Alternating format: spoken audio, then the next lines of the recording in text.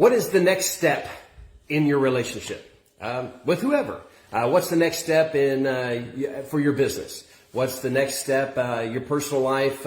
Maybe it's just in life in general. You've got a next step for your personal journey of growth. There's a next step, but there's usually something that's preventing us from taking that next step. There's a barrier. There's something in the way.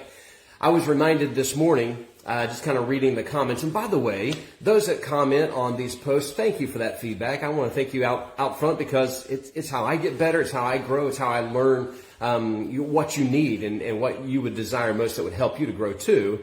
And so thank you for that. But one of my good friends who runs his own family's business in a northern state, he had remarked on a post I put out yesterday. He said that it's the fear of change that keeps some people from taking the next step. Wow. Isn't that so true? It absolutely is true.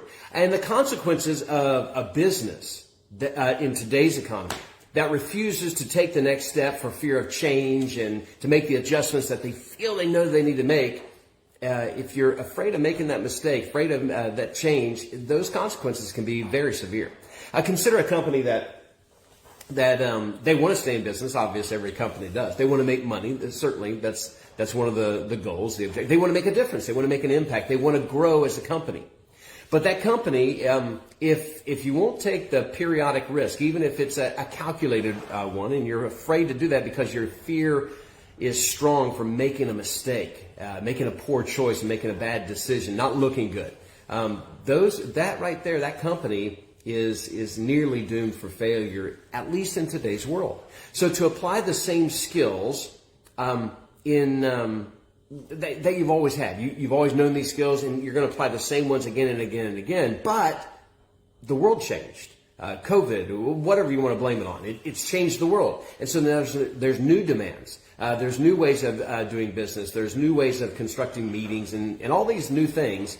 There's competitiveness in the marketplace. All these things have changed. And so if you don't like making the changes and make the adjustments in your business that you know you should because you're afraid of the change, of the risk, of making a mistake and looking silly, it might mean putting your business at risk. It might even be putting your company on life support. So I just want to suggest 3 things to remember. The first one is never stop learning. Never stop learning. I heard it said one time that when you stop learning, you get old, whether you're 20 or 80. So never stop learning. Always be a student. The second thing I want you to remember is this. Never stop trying. I mean, if you're not willing to make mistakes, it's because, and then you're not going to try. And if you don't try, you'll never know whether you succeed or not because you haven't tried.